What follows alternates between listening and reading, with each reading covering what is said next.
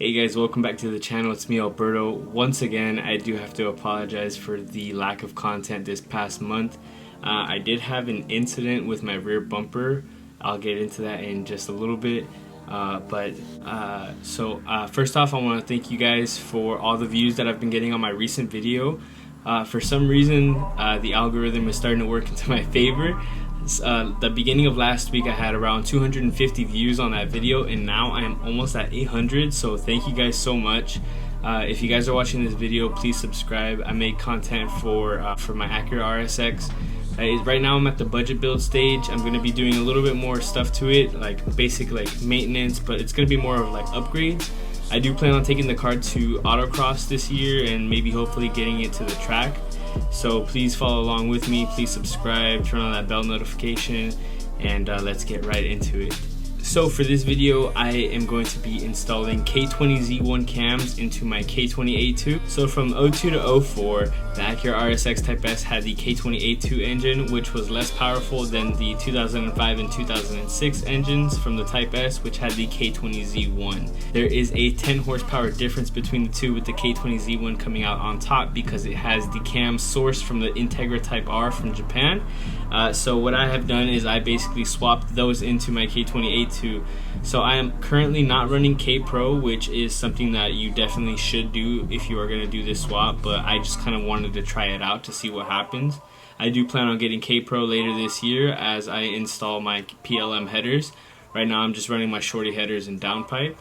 And so I'm gonna roll some clips of the cams getting installed by Gravy Built. He is the one that sourced the cams and installed them. He also installed a new timing chain tensioner, which I did not know was bad. So once again, thank you very much for everything that you've done for me, Gravy. I'm definitely gonna come back to you for any other transmission things or engine swaps that I may do in the future. So let's get right into it. Starting off with the price, I paid $350 for the cams and installation. That's all included right there, which is a very good deal. These cams usually go for quite a bit of money, along with the gears as well. So he installed them. He got it done in a few hours.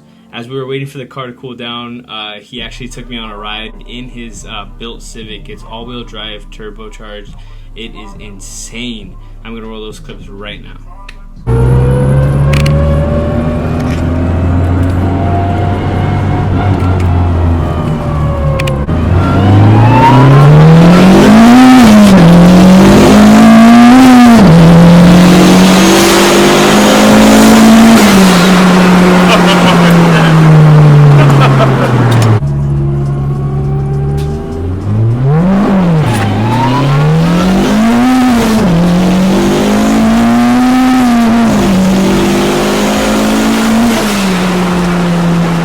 So definitely riding in that car and then going back into my car, even with the K20Z1 cams installed, you definitely feel how slow these cars are in comparison to built cars and other cars as well.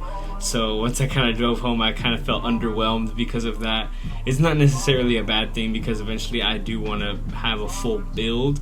But yeah, so it was really fun, and it kind of made me think twice about my car, or made me think twice about the mods that I want to do to it. So right now I should be rolling the clips of the physical differences between the K20A2 cams and the K20Z1 cams.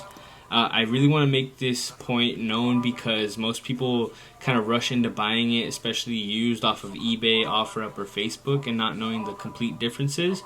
Not all of us are going to be able to measure the cam lobe sizes, so there is one way to tell how they're different. So on the outer rings on the intake and exhaust cams, there should be a little indentation along the whole entire thing. That's how you know that you're buying K20Z1 cams. The K20A2 cams don't have this indentation along that ring, and that's how you're gonna know whether or not they are K20Z1 or K20A2. I did ask Gravy Built if there are any differences in the cam gears, and he told me that there isn't. So please keep that in mind, that you can also keep your K20A2 gears and then just buy the K20Z1 cams alone. I feel like that'll also help the engine run a little bit smoother. Now for the more important part, the initial impressions. I'm going to be talking about the MPG, the power, and VTEC. So in the city, I've actually been noticing that I've been getting worse gas mileage. Before I was averaging around 25 to 26 miles per gallon. Now I'm actually going around 22 to 23. It's not terrible, but at the same time I do kind of notice it because I do drive my car a lot, so I am having to fill up a little bit more than usual. Again, not terrible, and then once I get KPRO, I should be seeing a little bit more improvement, unless I'm flooring it more often. So then it kind of like, it kind of, I don't know if it'll be better or not. On the highway, it's about the same. It kind of dips and goes up as depending on how I'm driving. But right now I'm like averaging about the same on the highway. Combined, I am actually going worse by like -2 mpgs. But honestly, if you really don't care about the gas, it's all about the miles per gallon, then this swap should be perfectly fine for you. So there are a few negative things to this. Now that I'm going into power, there is some hesitation every now and then when I am flooring it. So when I'm in second gear and I'm trying to do a pull, I do notice a little bit of hesitation. That may also be due to the fact that I don't have a mid pipe that's already done. I will be getting one done soon, hopefully. I'm not 100% sure. I'm not 100% sure how much it's going to cost, but I'm pretty sure that once I get the mid pipe done, it should actually help a little bit, because right now I'm feeling a little bit more restriction within that mid pipe since it is smaller. So I am going to go with the full 2.5-inch exhaust. Hopefully that does help.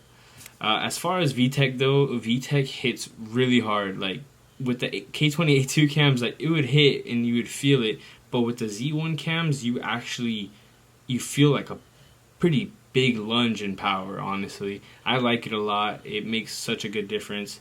There is a small bump in power, but you will need KPRO in order to actually feel the full potential, especially with any other bolt-ons. So right now I am running quite a bit of a big risk. I do have a cold air intake, the Integra Type R PRC intake manifold. With the intake manifold itself, even though it's only a bit bigger, with those cams too letting in more air, I might be running lean.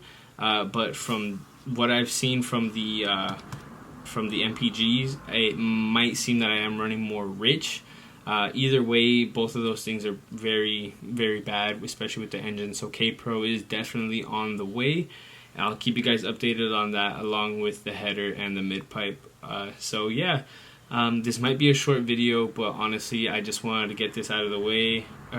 This might be a short video, but I think that this is going to be very helpful for those who want to do some internal stuff but don't want to like go for drag cartel cams or stuff like that. So if this video helped you out in any way, please like, comment, subscribe, and if you have any questions, please feel free to DM me. I'll leave my Instagram and stuff down here at the bottom. So that's how I'm going to reply the fastest, is through my Instagram, but I always reply to my comments regardless of what it's about. So yeah, thank you guys so much. I hope you guys enjoyed this short, small video, and I'll catch you guys in the next one.